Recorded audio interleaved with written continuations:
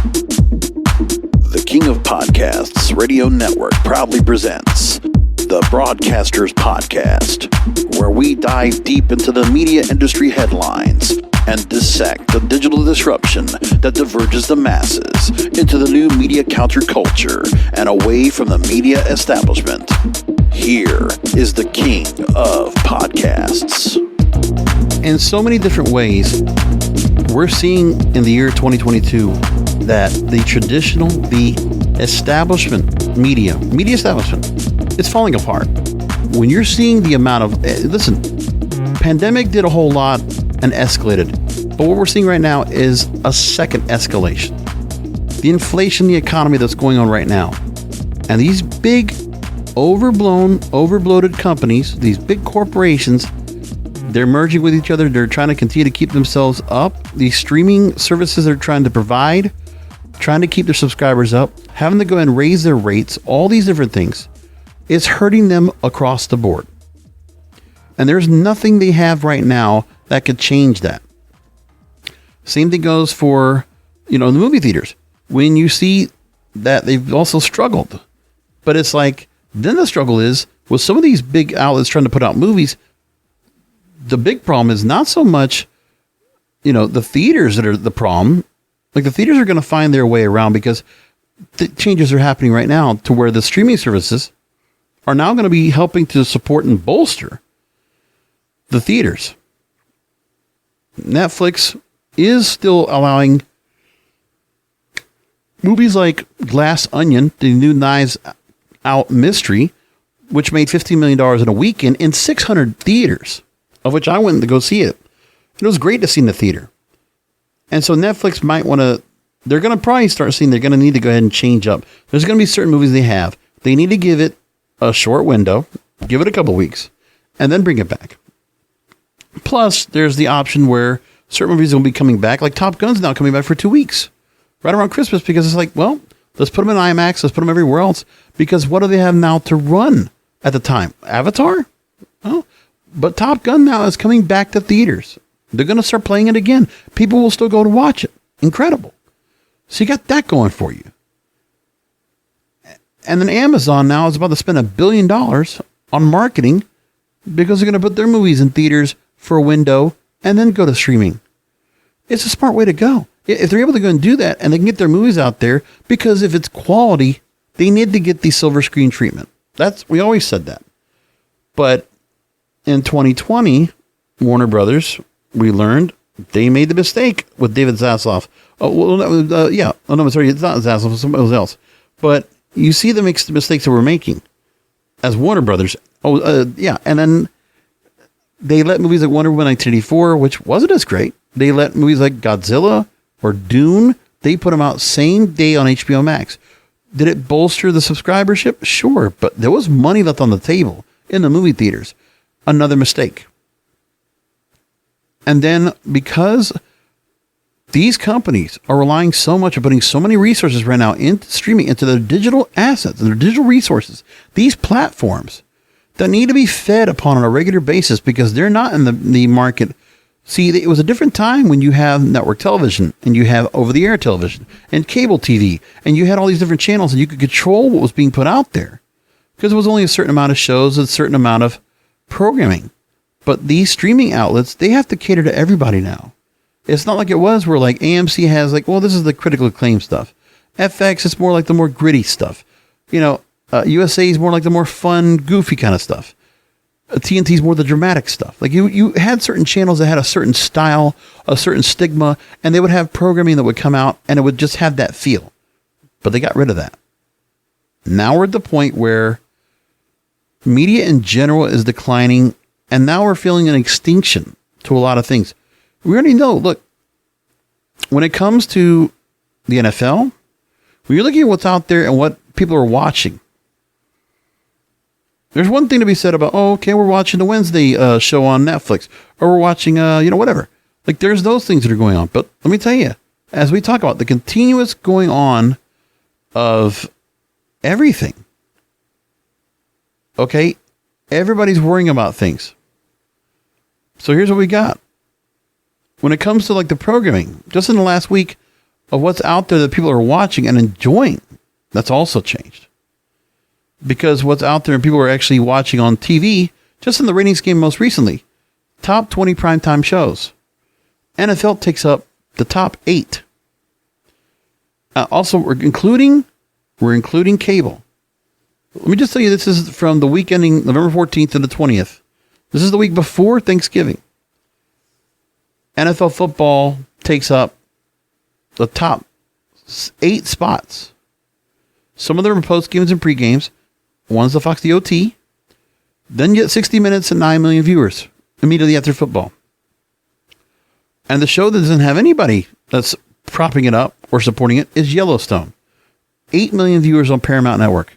What other things do you watch Paramount Network for? That. Yellowstone, 8 million viewers. First run, and they also repeat it. And people are watching it online. Paramount Plus or whatever they're watching it on. Then Masked Singer, 7.86 million. And then the CBS shows, which is very formulaic. Specifically the lineup that runs out on Sundays after football. Then you got college football on Saturday nights. And then The Voice. And then more football. That is network and cable. Cable doesn't even have any shows now that even break like Yellowstone. You used to have shows that would be like 2-3 million viewers, but now you're not even getting that. And in the top 20, 6 million viewers is the barrier now for top 20. So nobody's watching over there. There's a lot of streaming going on. How are you going to keep supporting that? That's the question. And more than anything else, all these companies, the inflation, the economy, the bad earnings reports, now they have to start hemorrhaging. And see, they're not going to stop spending. No, they're going to do like every good corporation. They're going to lay people off.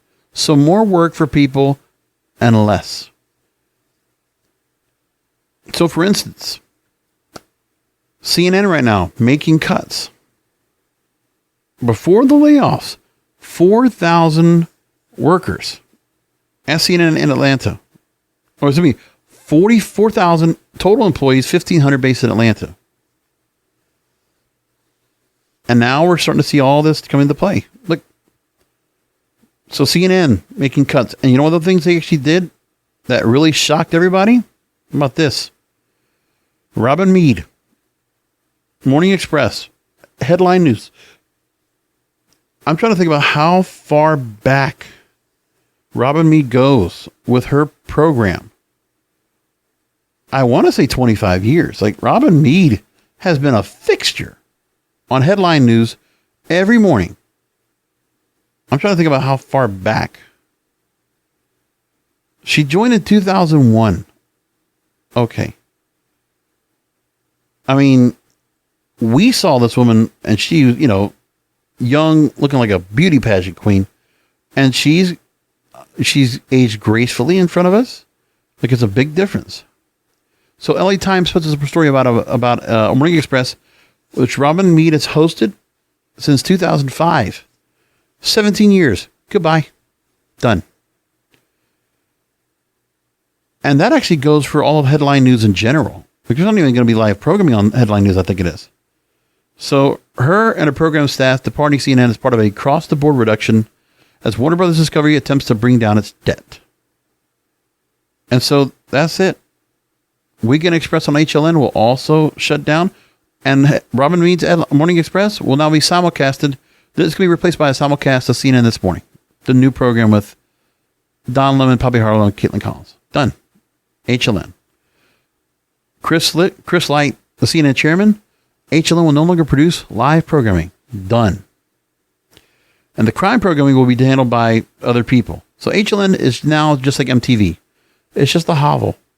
There's nothing live on that show. CNN is under pressure to shave more than $100 million as part of the mandate by Warner Brothers Discovery to reduce costs. Many other companies doing the same thing. AMC Networks also cutting. It's unfortunate.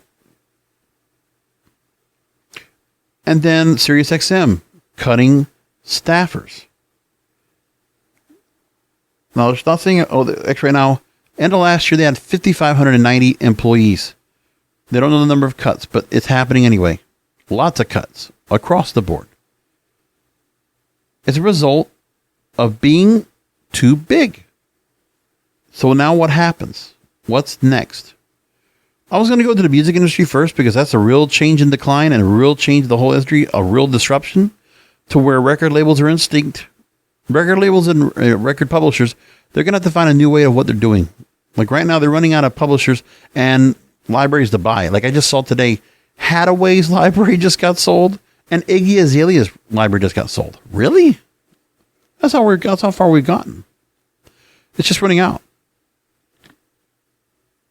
Now, there's a few things I want to bring up. Okay, one of the stories is from Axios, and I have held on to this for about a week or so.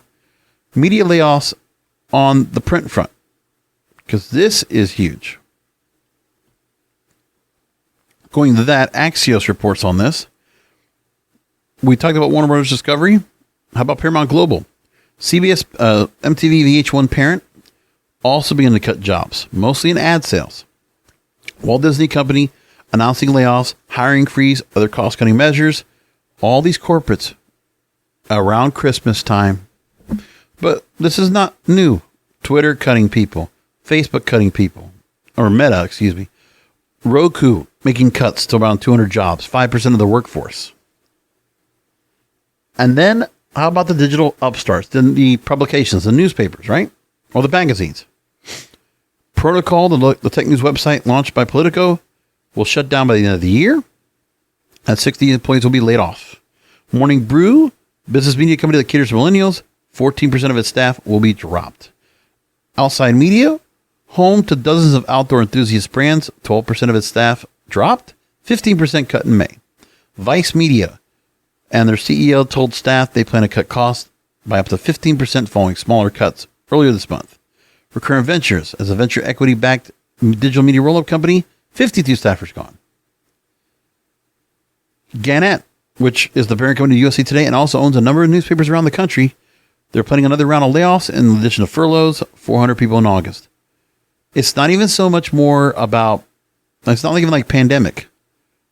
It's just these jobs, you know, some of these people just got back from pandemic and they were working in the office or working remote, and now they're expendable.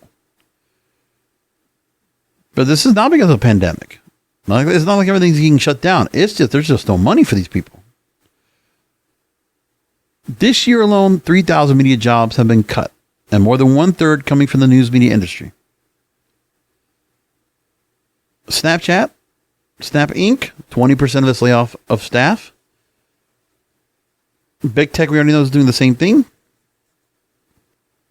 We already know that pay TV, cable, and satellite is shrinking by more than 6% per year. Skinny bundles, pay TV market is shrinking by 10%. And all the biggest entertainment companies in the world, Netflix, Disney, Paramount, Warner Brothers Discovery, losing billions of dollars in value in Wall Street's love affair with unprofitable streaming, bets wear off. They had a couple of years. So now the investors are hedging their bets. It's no more of that valuation. Even Uber's hitting that, right? So all these companies. More, Washington Post. On track to lose money this year. Lost subscriptions. Atlantic staring another year of roughly $10 million in losses. Same thing with the LA Times. Substack scrapping plans to raise money this year. BuzzFeed valued at 16% of the $1.7 billion it was valued when NBC Universal bought it. And they raised $200 million to buy it in 2016. What a bad investment. It's all of this. And it's bad. And by the way, Warner Brothers Discovery will continue to gut through 2024. Everybody realizes, okay, everybody's going bad. A lot of companies are going bad now. Extinct. And this is where it's enough.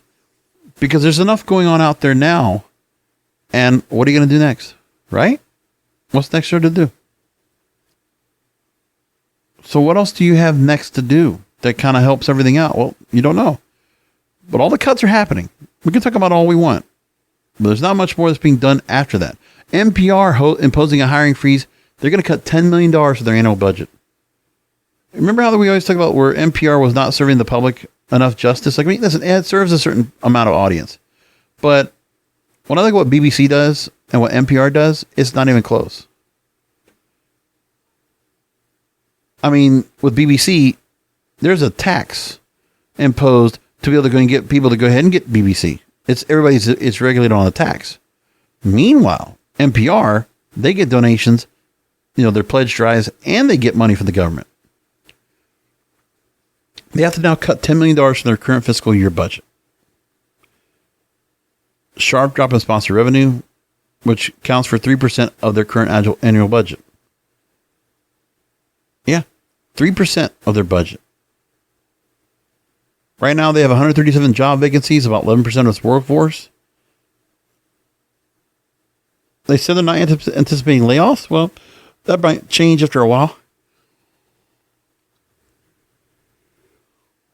It's being said that NPR is right now in a sharp decline in projected view for sponsors, projecting a $20 million loss. It's a government entity losing $20 million. That's like the post office.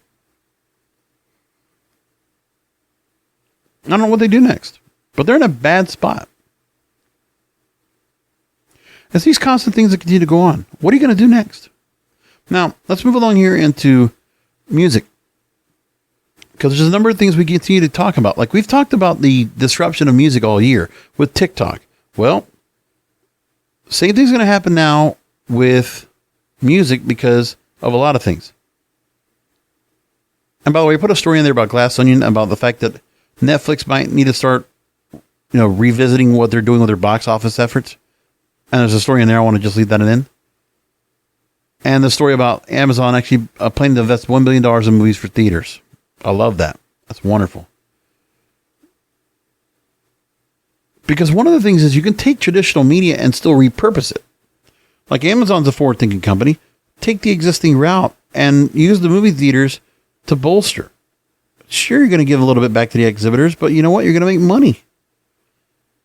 And you're going to make something off the movie on the back end, and then you put on your streaming service. Like, you should take what your property is. You produced it. You did all the work on it. You bankrolled it. Yeah, take it to the movie theater. Let it be seen premiere. Give it a couple of weeks. Then make it exclusive on Amazon Prime. Smart. They should do that. I mean, they're not going to do the 45-day window, 30-day window, but you know what? Why not? It doesn't hurt. Think right now with Top Gun Maverick. You had that movie out. They waited the 45 days to push it onto streaming. But they gave it the 45 days. And the movie was also continuing to run in theaters because they were just being held over and over again. We haven't had that go on in years. Because also, there's something to be said when a movie is in the movie theater and people get a little bit of buzz to it, and then you go watch it. People are going to say, oh, that wasn't a theater. There's actual budget to it. There's actual quality behind it. So let's go ahead and put it out there and watch it. And then people will realize, oh, great. Let's watch it. Good stuff. So those kind of things you got to just think about. That's what happens. So let's go into music. Songwriters weighing in on the fact that, this one is change is needed to survive in the music industry. Job is going to die. So now we're having an issue where songwriters, after a copyright judge panel ruled that many are worried about their livelihood. So songwriters might become extinct as to what's happening here. They can't live off of it. They talked to Lauren Christie, who's done a lot of great songs. Avril Lavigne's Skater Boy, Complicated, I'm With You. She also wrote Jason Mraz's breakout single, The Remedy, and also wrote tracks for Liz Phair and Britney Spears. She's always said that banking on her career in the music industry has always been a gamble, but now revenue streams have changed. She's grown increasingly concerned that her job writing songs for recording artists eventually don't exist anymore. Where did the Diane Warrens go now? If they can't write. The Max Martins, where do they go? She says that while artists and record producers also write songs can still make it, those whose careers were only songwriting for others are becoming rare and can become extinct without further intervention to give them more equity. Imagine if we don't have like certain people that are out there. Like imagine if Paul Simon or Carly Simon or Neil Diamond or, just pick names. If they were just singer-songwriters and maybe the singers weren't doing so well, and they were just songwriters, solely songwriters, what would happen? Bernie Taupin, what would he do for himself if he didn't have where things are? Like, who's going to be that next person like that? Or Burt Bacharach? Yeah, what are you going to do? There's a lot of that going on. It's like, oh my goodness, it's not good. She's also said there's only 20 full-time professional poets in America.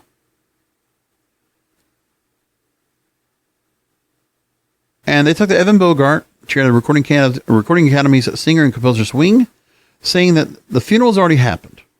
I don't think there's a middle class of songwriters. There's brand new songwriters who are just starting out, some who have a little bit of success, living out their publishing advances, and then the songwriters who get the bulk of the hits. There's a huge gap in between. It's been there for years. And the most decisions that right now with the music industry, it was in the next 5 years, wasn't in a recording studio, concert venue, or corporate boardroom, Capitol Hill. At the end of August, major streaming services entered a new agreement with music publishers via the Copyright Royalty Board. We talked about this back in August. And since September, the industry is waiting for the CRB to actually order the agreement into law, expected soon. And the agreement was largely celebrated by several industry figures as a significant victory for publishers and songwriters. But having direct power over the music industry's cash flow, CRB hearings make up some of the most crucial precedent in the business, deciding how much music publishers and subsequently songwriters get paid for the music from the likes of tech giants like Spotify, Apple, Amazon, and Google, with a streaming rate, mechanical licenses. Like I said, if you want to go back, we talked about this on the show a while back.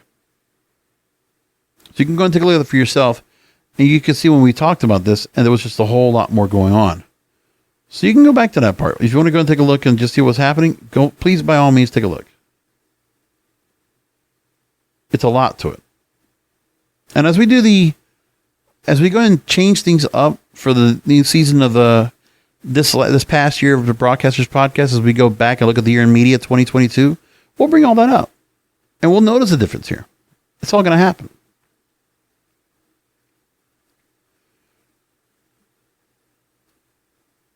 Lauren Christie says, on this current path, we're heading towards a national funeral for the songwriting profession. Another job you can't get. It's not great. It's a bad time for this. Now, how about another story for music business worldwide? Streaming has unshackled us to compete and unshackled artists to be heard. Because see, now you just can't go the normal route. You can just write a song, write a beat, and you put it on Spotify, you put it somewhere else, and you might get caught. You might get actually discovered. You might not be Taylor Swift, who can just put out an album and get 2 million copies sold, or, put out concerts, and now she has to do 900 concerts to cover all the money that was being collected for all her concerts.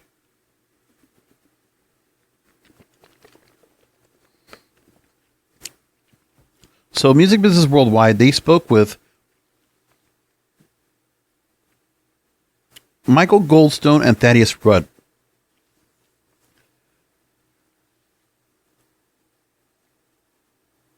And they're the founders of New York-based indie label Mom and Pop.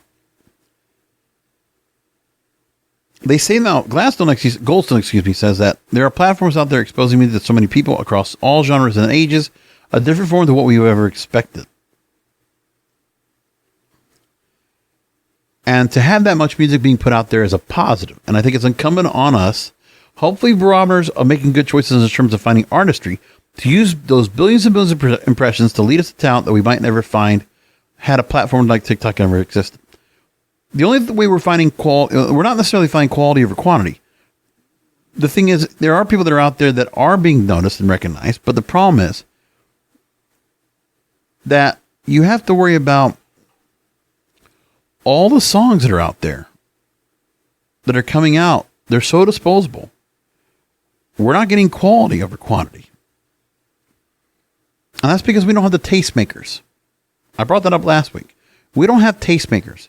We don't have the people that actually have, they're critics that can deem a movie good or a TV show good. The critics that are credible, and they actually have a good sense of what the audience wants, and really giving a good indicator as to what something people might like or might want to discover.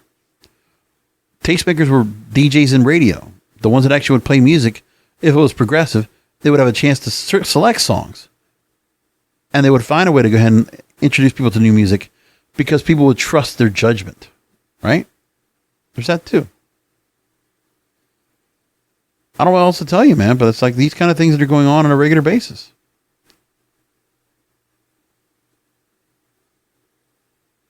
There's a whole lot to it, but nobody's paying attention. This is something that has to be figured out. People need to realize what's happening here.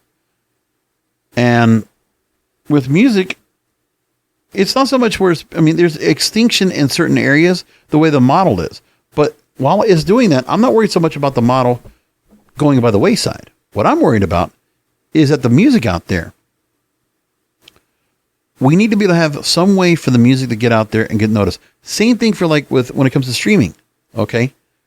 If you got a show and you want to get us some credence, like Tulsa King or like Yellowstone, right? There's certain shows that Paramount Plus wants to promote. They use their cable outlets to give some credence and say, hey, we should follow this show over on Peacock or Paramount Plus or whatever.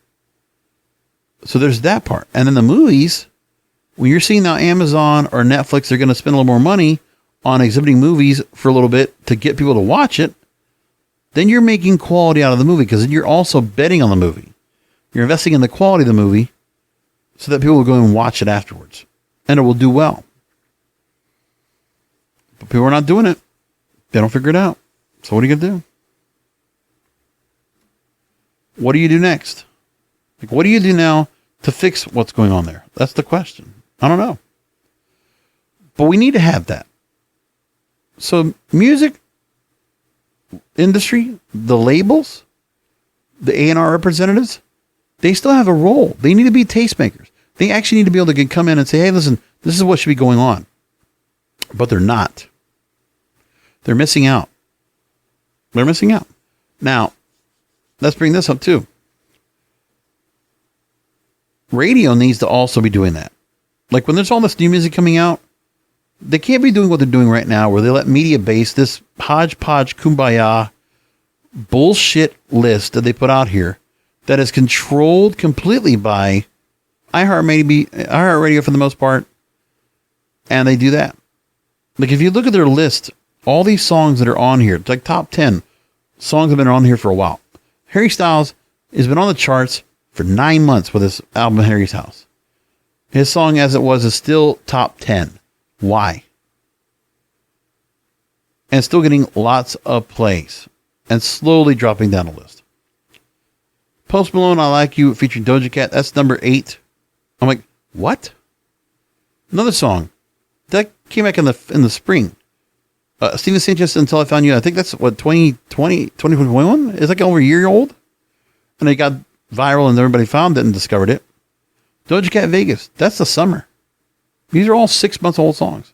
Steve Lacy, Bad Habit, also 6 months old. Divigan and BB Rexa, that's a little bit less. 3 months. But still, Super Freaky Girl is still being played in radio. Number 3 song right now on radio. Taylor Swift Anti-Hero, well, because she's got the right to. Like, that's the darling. Whatever she puts out a song, radio's already behind her because of how far back she goes. And Sam Smith, Kim Petras, that song is what, 8 weeks old? Same thing. Same thing. That's all that's going on. They're behind so much.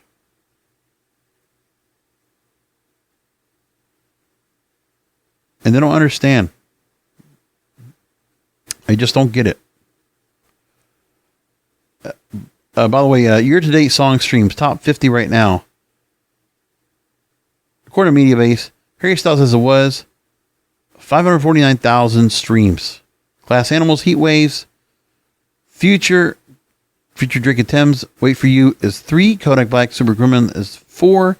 Bad Bunny, Chincha Corleone, and Puerto Bonito is 5. And these are songs, some of these songs did never make it to pop radio, which needs to be top 40 radio again.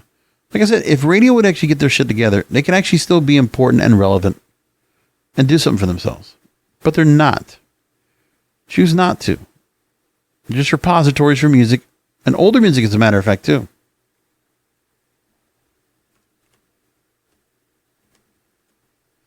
So what are you going to do about that, right? There's no answer to this.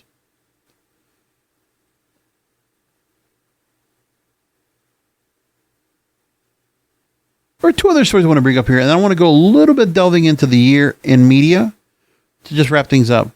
So, Activate Consulting, they put out an annual Activate Outlook report on the future of technology media in 2023. I want to take a couple of quick highlights that they got out of their survey. Global internet media and businesses will enjoy $400 billion in growth. So between 2.3 trillion and 2.7 trillion. Digital video consumption will be flat through 2026. And YouTube now has 229 million viewers, Amazon Prime 162 million, Instagram 126 million. Both Netflix and Disney Plus will grow largely via international expansion. That's all they can do. Continue to expand. Disney Plus is forecast to have 264 million subscribers by 2026. Netflix, just short of that, 258 globally. Top 3 movies that were streamed in 2022. Encanto, Turning Red, and Sing, 26% of all streaming time for movies in 2022. Domestic advertising will more than double to $16 billion for streaming services. Social video consumption growing from 47 minutes to 2022 to nearly an hour in 2026. TikTok will continue to grow from $1.5 billion users in 2022 to 2 billion in 2026. YouTube will see from 2.1 to 2.4 billion in that time. Instagram 1.3 to 1.5 in that time. Pay TV will continue to drop sharply. So your HBOs, your Showtimes, 62% from household penetration in 2020. It'll be down to 45% by 2026. Music will be able to make up the $94 billion in revenue projected, almost entirely by digital audio. 61% of users use YouTube, 35% Spotify and Amazon Music. And TikTok users are huge drivers of music trends and consumption. They also talk about that global esports has surpassed 500,000 viewers, continues to grow to 722 million viewers by 2026. NFTs, non-existent. They also say sports betting will continue to surge, and total sports betting amount wagering will reach $210 million by 2026. Sports betting by that point will become legal in a growing number of states. That's what we're going on. And that's where some of the money right now for revenue for like ESPN and all these other sports outlets, they're looking to get that, right? It's a lot. Fred Jacobs put out a story, radio is boring, especially for young demos. And he talked about how to fix it. Like I said, I always like Fred Jacobs. He's a voice of reason to help me figure out things and how radio should be going. He at least tries to say the quiet part out loud. The part that people don't want to bring up and talk about.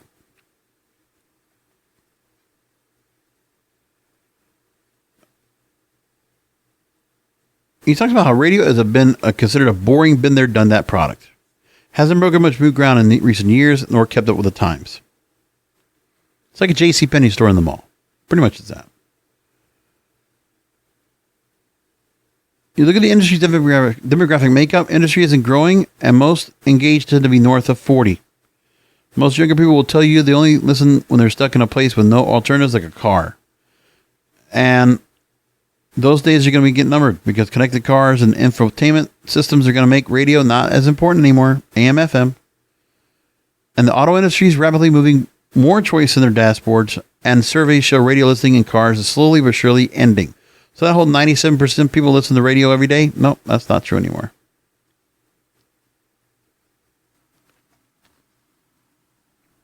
One of the things he brings up is the fact that radio doesn't even bother to worry about their listeners or even make their listeners important. No more phone calls. No more people actually getting on the phone and saying, hey, you just won $1,000. You're not getting that either. You're winning the cash call. No, nothing like that. None. And some people talk about that there are radio's congenital problems and that old habits need to be challenged.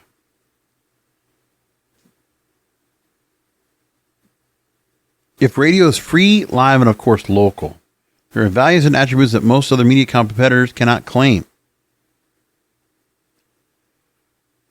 I still say it's something to be said about they need to be tastemakers. They need to be able to When new music comes out, they need to be the first ones up front to show it, play it, and then endorse it, or just let people to go ahead and figure it out themselves. You used to have that thing back in the day, 9 o'clock, 10 o'clock at night on a top 40 station. You'd have two songs going after each other, battle the music, right? Power Wars, we used to have on Power 96. And people, or Exit were expected, whatever it is, right? You'd have the songs. One song's the champion, one's the upcoming challenger. The audience chooses. Audience participation. Like, audience still matters when it comes to certain music, but you also want to have it where you're giving people a choice of what songs they want to choose. And the song that does best is the one that gets played. Because some songs don't end up getting as much play as they do.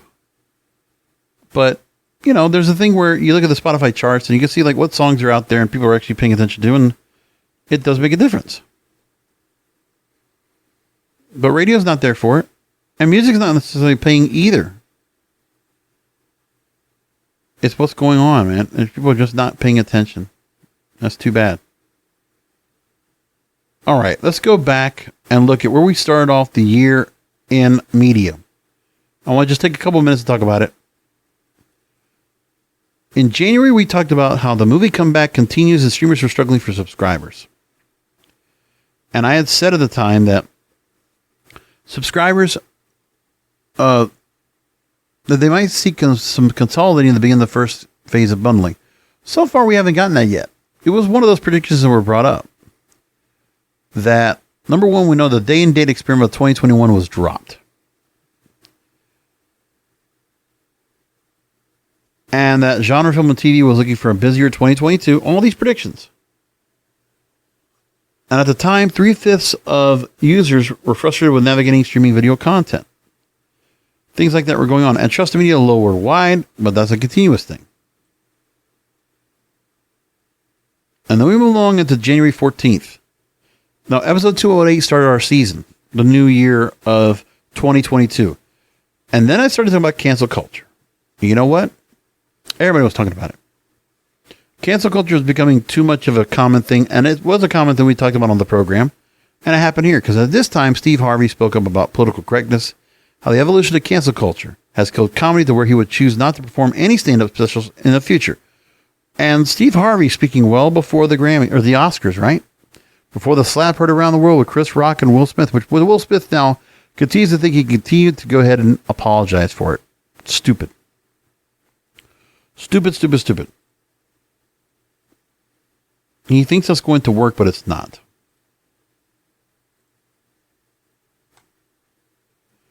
With that said,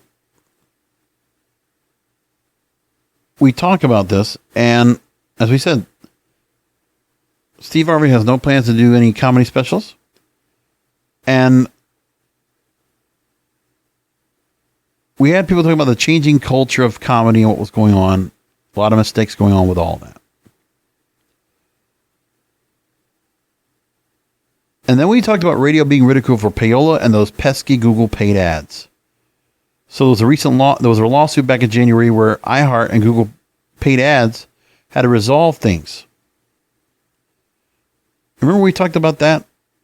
Payola is illegal, and we talked about all the different music that was coming out, and people were trying to go ahead and get music on the radio, but like only certain companies or corporations, certain people were able to get to the right people to pay them off. But it's not like anybody can get paid off. Now it's the very top that gets paid off. And independent labels can't get looked at. It's only the big companies. They don't get a chance to be a part of it. Then I also talked about the start of sports books, which now it's just commonplace. Also talked about where there was a time where $50,000 could get you a song on the radio. How pay-for-play was banned from radio, but it's still thriving. I haven't heard anything about that lately, but that was another thing we had that was going on that was very prominent at the time.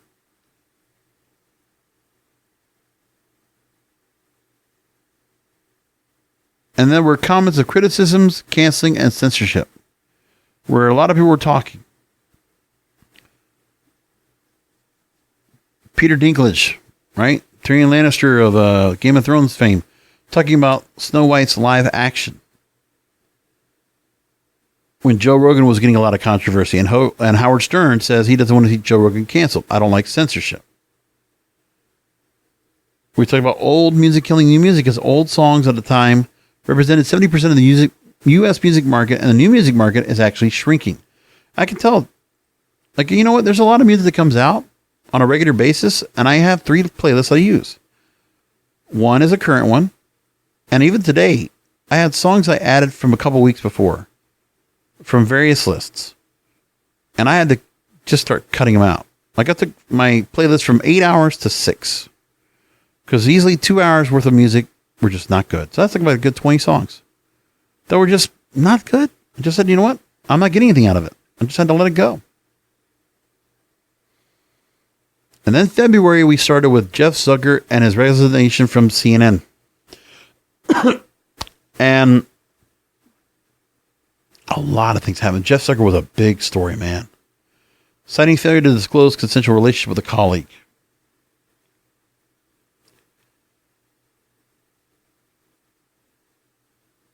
And then Joe Rogan, people were saying that artists were leaving Spotify over Joe Rogan. Remember we had Neil Young and Joni Mitchell and all these others that were just like, okay, if he's going to be on Spotify, we're getting off, right?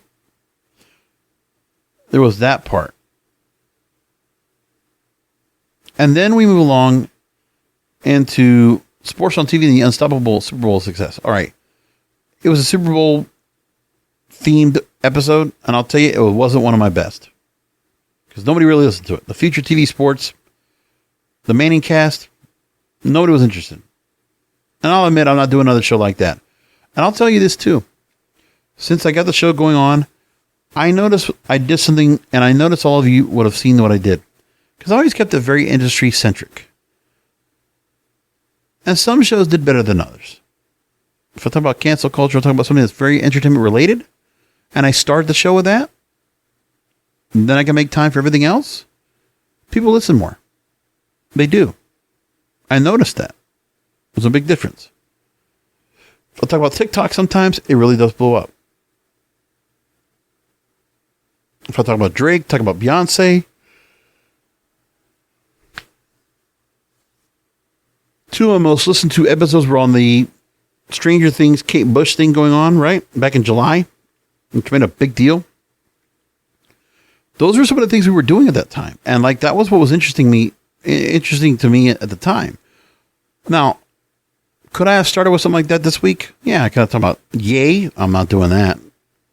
I'm not touching Kanye West with a 10-foot pole. Like, whatever's going on right now, if you're important in media, you don't want to talk about Kanye West right now. It's just not, you just don't want to do it. Okay? Just don't. I mean, if you're going to do anything like that, it's such a bad time to bring him up. I mean, I've been seeing what's going on now. There's just a lot happening really fast. So we can't really say anything much. I can't really say much on anything right now. And so we just have to see what the end result's going to be. That's happening at the moment. There's a lot of escalation going on in his camp. And that's all I got to say about that. I'm following along, watching what's going on, but I'm not going to comment on it. You're not going to get a word out of me.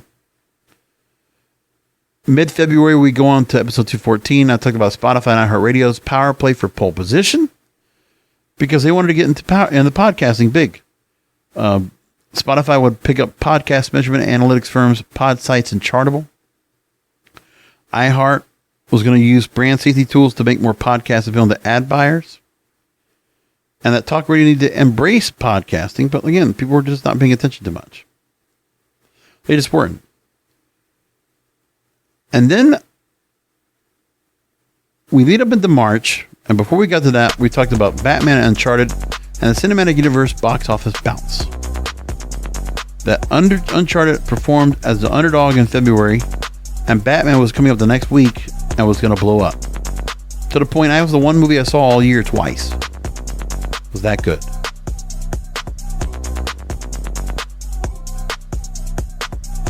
And the Oscars people were complaining about the Oscars. And by the way, big change this year. 8 awards were handed out before the live telecast. Well, what the Oscars is doing this year, all 20 awards are going to be handed out live for the new telecast. Yep. People were complaining And people heard. So the Academy decided, you know what? We better get this shit together. Let's just show everything out there on TV. Smart. So that's the first half of, first 2 months of what the Broadcasters Podcast reported on in the year in media 2022.